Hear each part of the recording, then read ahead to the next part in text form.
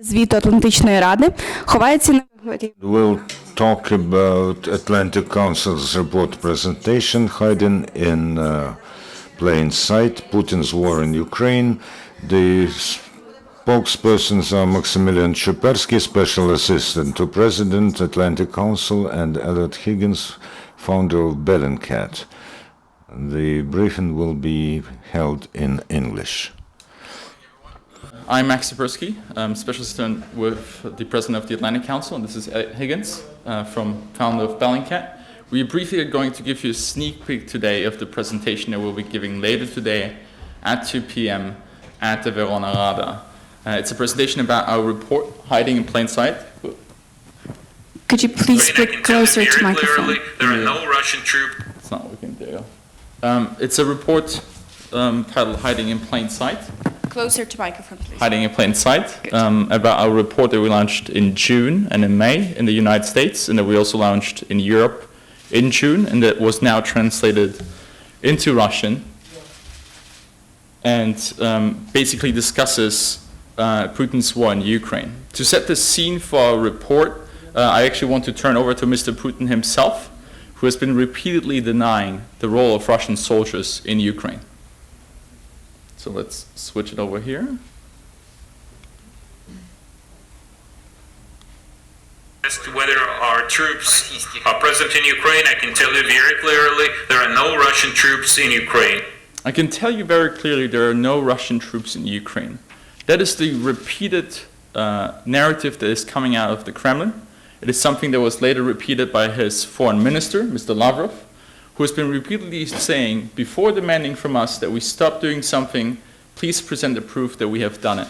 Well, we've presented the proof here, and we've translated the proof into Russian, because time and again, whenever the United States and Europe have been trying to present the proof, the message was, well, that's confidential material, or that's classified material, and who knows if that's true, these are only video games. So what we did is, we tapped into people's desire in our report, Hiding in Plain Sight, into people's desire to share, so that the information provided is information that's publicly accessible, and anyone can access that information, so that no longer Mr. Putin can claim that these are video games. Because everyone shares pictures from their vacation trips, people share pictures from their food, but they also share pictures of things that they find interesting, such as military convoys and the presence of military troops, Russian military troops in Ukraine. And so that's how we brought all of that together in one report, using both geotags and geolocating.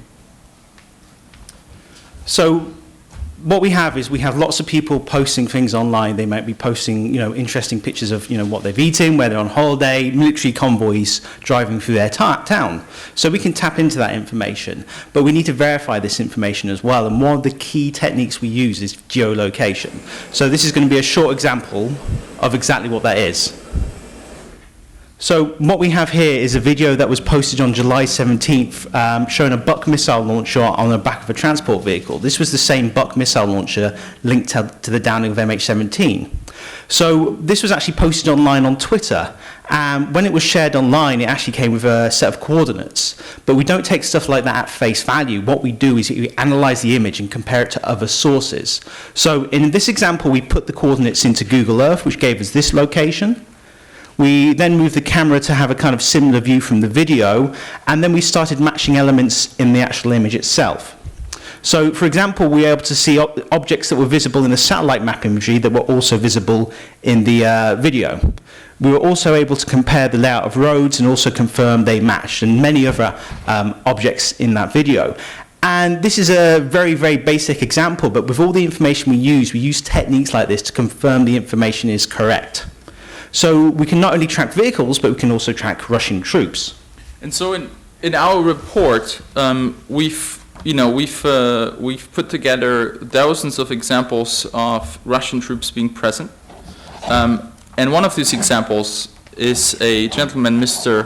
Barto Dambayev. You can also see him here in the report. And Barto is a member of the 37th Motorized Infantry Brigade.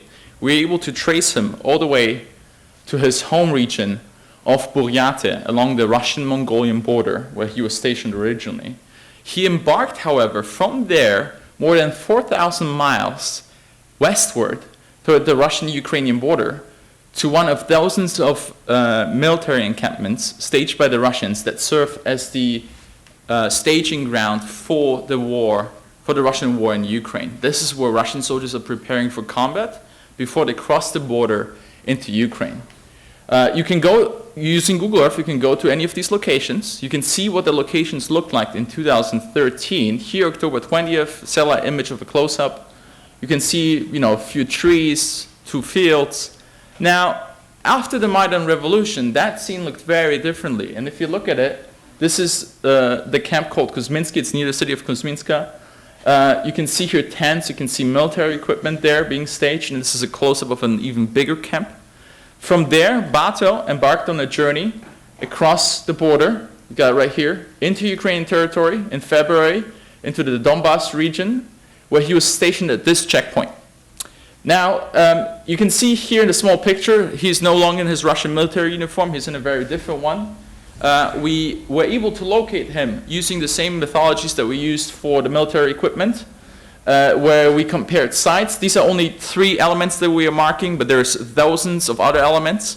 But people wonder, well, how do you actually know this is there? Well, what we did was we took all this information, we gave it to the media, and we sent our friend Simon Ostrovsky of Vice News to the location to actually make sure that this method is hand-in-hand working. It's like a fingerprint, it's working. And here's Simon looking into it. We decided to test the report's methodology by looking into the background of a fighter named Bato Dambayev, an ethnic Buryat from Siberia, whose unit on the Mongolian border was said to have been sent to fight in Debaltseve in eastern Ukraine. He seemed like a good target because he was very active on Russian social networks. So this is the profile page of Bato Dambayev on vk.com, which is a popular social network in Russia. And he's got photographs here going back to the year 2013, showing him in his home region, the Buryat Republic in Siberia. Here he's got an album called Army, picture of himself in his Russian army uniform. Here he is with some of his buddies at the base, and here he is taking yet another selfie with a Russian flag patch on his arm. One of the photographs on Bato's profile is different from the rest. In it, he's wearing a uniform, unlike the ones in any of his other posts. Doesn't have insignia. He's wearing a white armband, and he appears to be standing in a battlefield.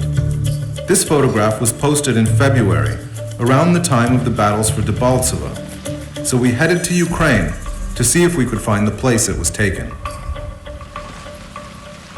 So from the photograph, we know that Dambayev was standing on what looks to be like a Ukrainian checkpoint that they'd just taken over. And in the background, we can see some houses with green fences. There's a lot of buildings with green paint on them in this area, and we have to find the right one.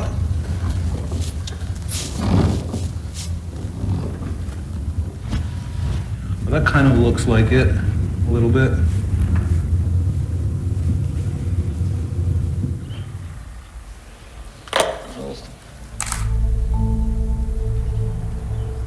This is the exact spot where an ethnic Asian-looking soldier had his selfie taken in mid-February. He then put that photograph up on a Russian social networking site, and that's why we know that he's a serving officer in the Russian Federation's army, because older posts on his profile page show him photographed back home in Russia at his military base.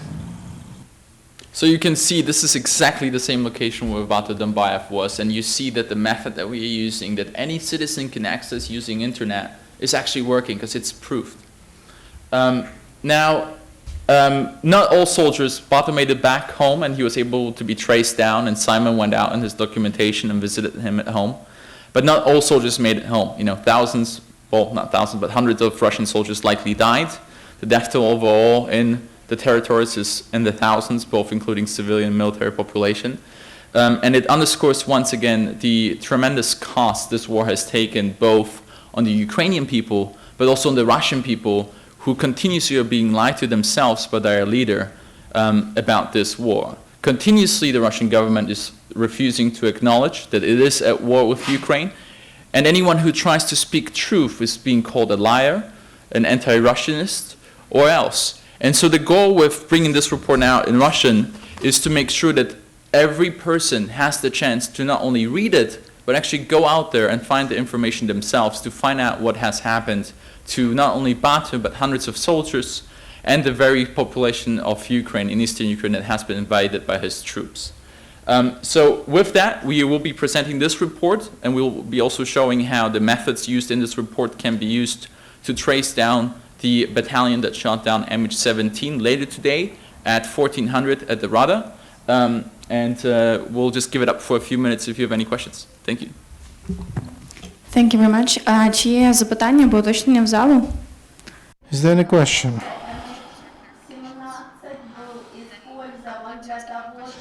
And presenting it to the side of aggressor, this report. But speak to the microphone. So we are definitely presenting in Russian. We're making it available in Russian. This is the main goal of translating it. Whether the aggressor will be interested in reading it, that's a different question. But giving the strong Russian media attention to it, they certainly have noticed our report and have been noticing Eliot's work. Thank you very much. We have one more question. Bogdana Kostyuk, Radio Liberty. Gentlemen, did you investigate situation with the Boeing crashed last year, 17th of July? Go for it. Yeah, we've actually, at Bellingcat, which is my organisation, we've been doing a lot of work on MH17. We've actually been giving a lot of information to the Dutch police investigation as well. Most recently, we've been looking into the brigade in Russia we believe provided the Buk missile launcher. And we've actually been able to establish a lot of information about them. We know the structure of the brigade, who the commanders are. We have photographs and names to go with those people. We found over 200 social media profiles from soldiers in the base who are posting photographs of the unit, vehicles in the unit, even photographs of them in the convoy with the Buk missile launcher that shot down MH17. And we're putting together a report that we've been giving to the police, and we hope to publish some of that in the near future as well. And I will have one more question. Do you believe that your report might trigger some further actions that would stop the conflict in Ukraine? One of the biggest challenges about this conflict is that people continue to deny that it's an outright aggression by Russia against the Ukrainian people. And especially in Europe, people still use the term civil war, or at least they have been. And what we noticed over the past course of June and May when we launched this is that the way people and politicians speak about the conflict has changed a little bit. It's no longer called a civil war as much as it used to be. The acknowledgement that this is a Russian aggression is increasingly being accepted, which we believe is an important step to start having a more honest debate about the conflict so that there is a more honest solution to it. So acknowledging the problem, which we hope we did with this report, is, I think, the first step towards getting a political solution to the conflict, but at the same time making sure that the United States, together with its Western allies, maintain its sanctions regime as strong as possible and perhaps even increase the support for Ukraine if given with defensive military aid. Thank you very much. Чи є ще запитання або уточнення? If there are no clarifications or questions from the journalists, we thank you very much for presentation of your report. Oh, yes, please, but very short. Please, how many evidences do you have, and how many people do you have in your team? So we sort of teamed up with Bellingcat, with Eliot. Eliot, I think, has about, how many people do you have on the team? Microphone. We've got 8 people volunteering on our team. Actually, we don't have, apart from me, I'm the only person working full-time. Everyone else is just volunteering their time in Bellingcat to work on this project. We've been doing various ways of collecting this information. For example, one thing we've created is an online database of vehicle sightings, which has several hundred entries that include Russian vehicles that appeared in Russia and have now appeared in Ukraine. So a lot of what we do is about, kind of archiving this information and making it accessible to everyone. And so there's a lot of information out there, and it's a question it's not a question of finding the evidence, it's a question of going beyond the noise and getting the right information that's verifying it, the methods that we use. Thank you very much, dear experts. We shall finish our press briefing here because our next press briefing starts at 10 sharp. Ми дуже дякуємо вам за презентацію і на цьому будемо завершувати прес-брифінг. Thank you very much. Thank you.